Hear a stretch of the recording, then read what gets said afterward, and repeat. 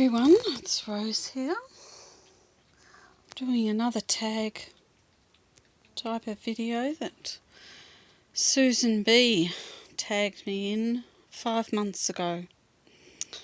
And as they say, better late than never. And I thought I heard Susan say that this tag came from maybe Charlotte. 10 Fun Facts About Me challenge. Now I've made some notes and they're sort of all jumbled up right throughout my life, going backwards and forwards. So this probably won't be in too much order. And I can't say that I could actually say 10 things, fun things about me. But anyway, well, moving on.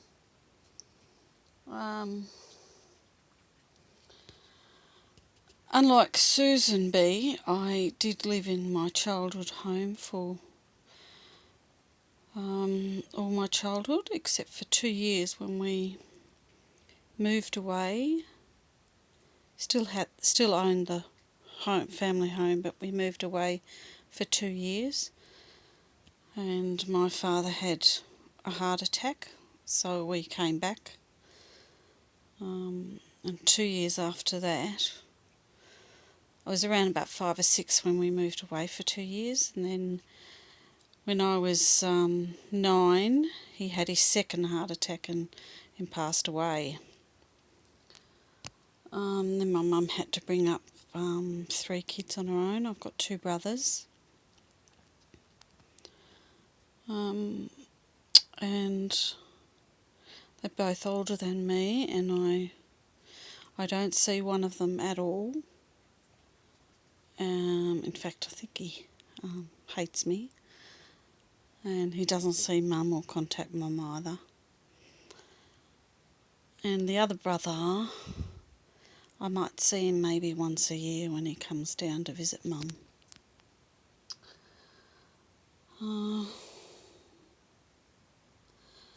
So I suppose the childhood was, I guess, fun up until my father passed away. We used to have fun times playing games and that with him. I remember he bought me a doll once. Oh, and I was just so thrilled to bits. And it was a Thumbelina, and it was one that had a cloth body and vinyl arms and legs and head, etc. And it wound up. It had a winder on the back, and it wound up, and it rolled. If you put it on its side, it could roll back onto its back. And I tried to keep that doll all my life, but in one of the moves I lost it.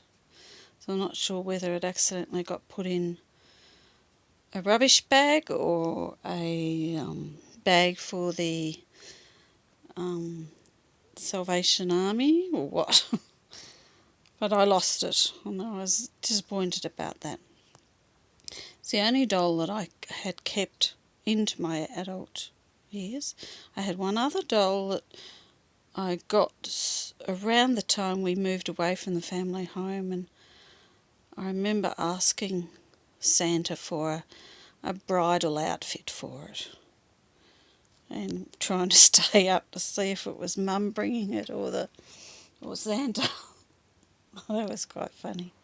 And she was one of those hard dolls, hard plastic dolls, and she was a walking doll as well, and her eyes closed and so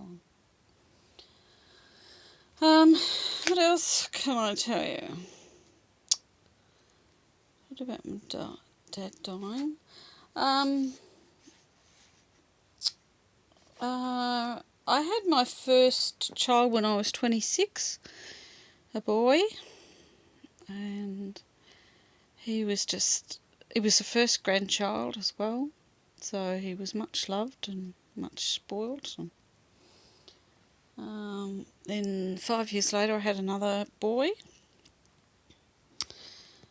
and that was the end of my children. But when I was pregnant with my second son, I developed depression. And, oh sorry, I had my finger in the way. And that developed into postnatal depression after I had my son. And so I was treated there for up to about 3 years, I think. I was hospitalised at one stage for about 2 months. After that 2 months, I had gotten heaps better at the time, and I ended the relationship I was in with my son's father because he was just dragging me down, and that was the best thing I ever did. I've been alone since then, except for 2 short relationships of a year or 2 each. Apart from that, I've been on my own, and I'm very happy in my own company, and so I don't need a partner to make me happy. I don't know about Angel. What do you think about that, Angel? No? You got nothing to say now? So let's got up to the children. Pre-children, I used to love going dancing. I never excelled at school, but later on in my life, after I had my children, I did some information technology certificates, and I passed on 3 of those. But the depression just kept going all through, since I've had Sean, and he's 25 now. So I'm not sure if that led to an illness I have, which is fibromyalgia, and I am unable to work because of that. But I had been studying the information technology to possibly get a job, but not now. I've always loved tinkering. Well, not always, I shouldn't say always. When my oldest son was, I think, 4 or 5, my brother had said to me, Cameron needs a computer. I said, okay, right. So he ended up giving me his old one, and I was just hooked on it, and I loved tinkering with it, and I crashed it many times, and my brother would come over and he'd say, he wouldn't go mad at me or anything, he said, oh, well, that's the way you learn. So I used to pull computers apart and put them together and all that sort of thing, and I loved it. But now I just want the computer to work and not have to bother doing anything to it. What else? I suppose that was a fun thing. I don't have any grandchildren. Neither of my sons have got girlfriends. Gone through that page. Next page.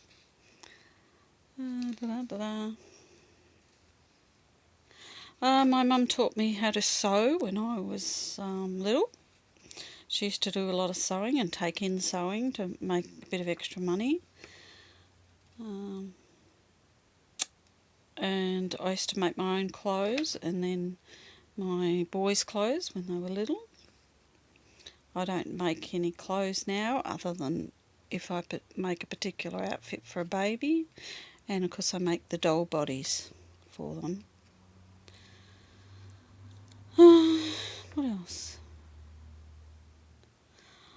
I've nearly always had animals, mainly cats. Had some guinea pigs at one stage at our last house. Oh, they were just adorable. I love guinea pigs. Now I just have one dog. And I think if she passes away, I'm not inclined to want to get another one, because I just don't feel that I'm in the right frame of mind to have an animal, as much as that sounds funny. But over the past 5 years, I've just, I guess, really had a stressful time when we moved here to this house, and me caring for my mum, and that was just so full on, and I wasn't well, and so I've become quite stressed and can't seem to shake it. My mum's been in the nursing home now for just gone a year, and I'm still a bit stressed.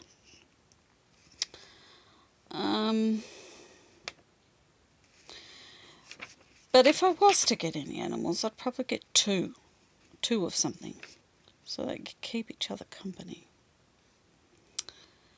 Yeah, because I don't have a lot of patience at the moment for anything actually, except for my reborns and reborning. That's a big love of my life, I suppose, making reborns, particularly doing their hair. A lot of people hate hair rooting, but I love it.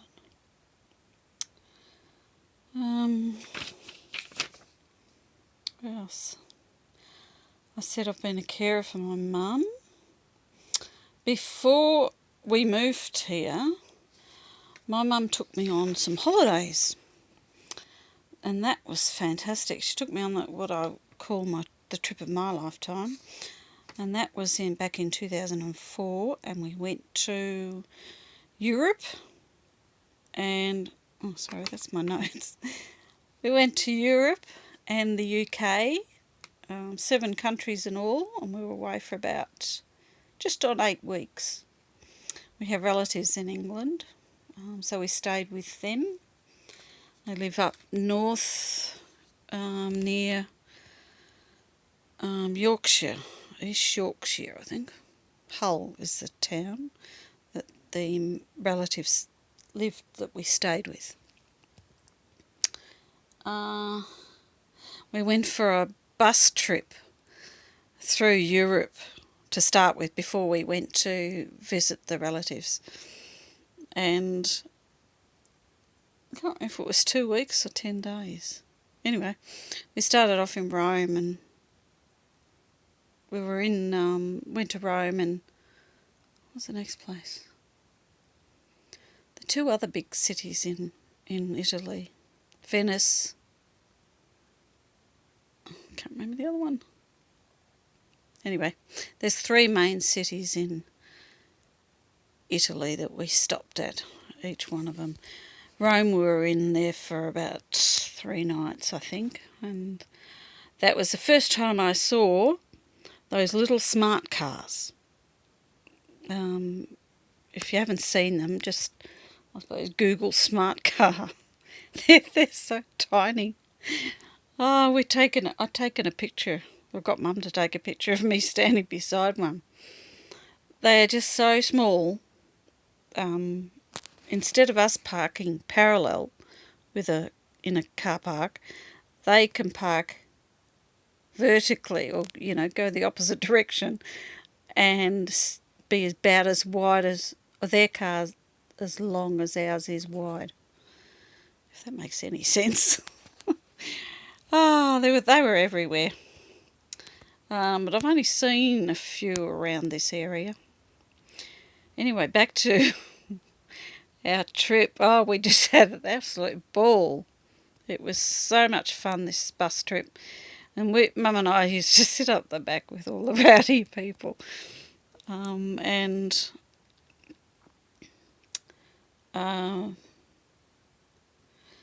We finally we went through Italy, that's right. We went then through Switzerland and finally Paris, France, and then Paris.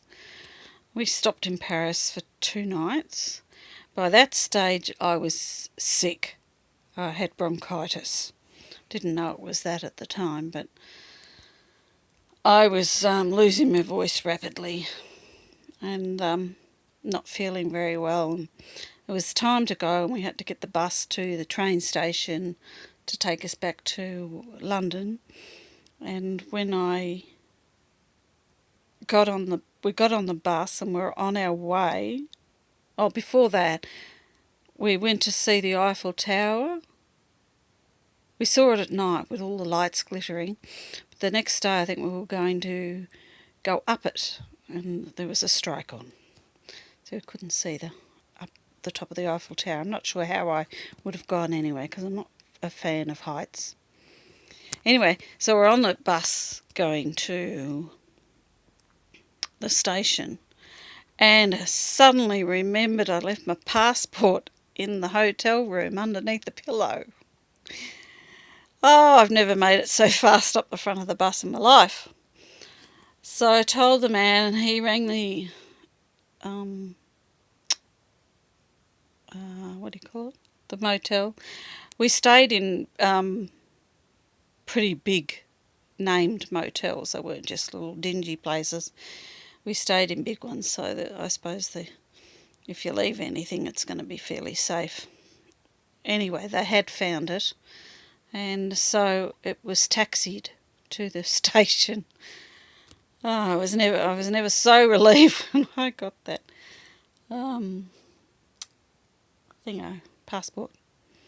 So that was a bit of an expensive thing because we had to pay for the taxi. And then we got to our relatives in England. I think we stayed one night in London first. And I couldn't go anywhere. I was just sick in bed, and Mum went out and got some takeaway and brought it back, and we had that for tea. And the next day we were getting a bus up to, next day or the day after, I can't remember now, up to our relatives up in Hull. And we went up for a short trip up to Scotland and then over to Ireland. I think we went to Ireland first. That was when I went to see a doctor and was given some medication. And I missed out on seeing a castle. I was so bummed about that, I can tell you. But Mum said to me, you didn't miss much. It was one of those medieval castles or something or other. I still would have loved it. And at that stage still hadn't seen a castle in England either. And, that was one of my big things I wanted to do, was to see a castle. Anyway, a friend of our relatives took us up to right up the north west coast of England. Oh, I can't remember the name of the town now, but there's a castle there called Alnwick. It's spelt with an L in there, but I think the L's silent. Anyway, it's a living residence, and they were away for that time of the year, and so the castle was open, so we went in there, and I was just absolutely thrilled to bits. I had an absolute ball going from room to room, and walking along the top of the those walls that they have and all that sort of thing. So that was my big trip of a lifetime. And then I know it's getting pretty long, but anyway, these are fun things about me, I suppose. They really are, the trips. And then the next, we were both exhausted by the time we got home, by the way. And in 2007 or 9, I can't remember. I know Mum took me away for both of those years, but one of them was down to Tasmania, down the bottom of Australia. So I'm not sure if it was 2007 or 2009. She took me on the Queen Mary 2.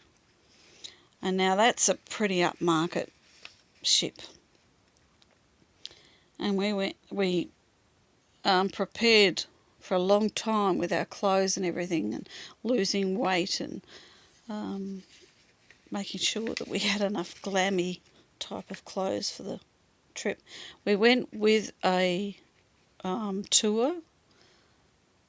I can't remember the name of the tour now, but anyway, We spent 3 weeks on the Queen Mary 2, and fortunately our cabin, which was a cabin on the outside, but looked between the view was between two lifeboats. So we had a little balcony there. But it was good that our cabin was a long way from the food, because I think if we'd just eaten and we were right near the food courts, that we would have put on weight, but we didn't put on any weight. And in fact, I think I probably lost some weight because of all the walking we did backwards and forwards and backwards and forwards and upstairs and downstairs. And in the lift, I remember my son rang me at one time and I was about to get in the lift and it cut out. Can't remember why he rang me now. That was a fantastic time on the Queen Mary, but we thought at the end of it that 3 weeks was probably a week too long. 2 weeks would have been plenty. But it was great not having to do an absolute thing, but have fun. And we walked around the deck and don't know if we played any games or anything like that, but yeah, we went off on excursions when we stopped. We stopped in 5 ports. The last port was it was on its maiden world voyage, and we got in Sydney and got off in Dubai, and all Mum wanted to do when we got to Dubai was go to the gold souk and buy some gold. We went to the gold souk and we went to the blue souk, which has a blue roof, I think, if I remember rightly. We stayed in a hotel called the Millennium out of Dubai, and we were right up high in it, and we could actually see the blue souk from where we were. Lots of beautiful buildings in Dubai and around there. We went and saw the bird, that big tall thing. We didn't go in it, but some others on the tour went in for some high tea. I think it was something like about $100 or $200 a person, but we didn't go in. We stayed in Dubai for about 4 days. Then we flew home. They're my big holidays. I think I'm nearly finished. The last 5 years, I think I touched on that. I've been sort of stressed, I suppose, with my caring for my mum. Just waiting for me to get over it all. Actually, I think that's it. Don't know if there's much more about me to tell you.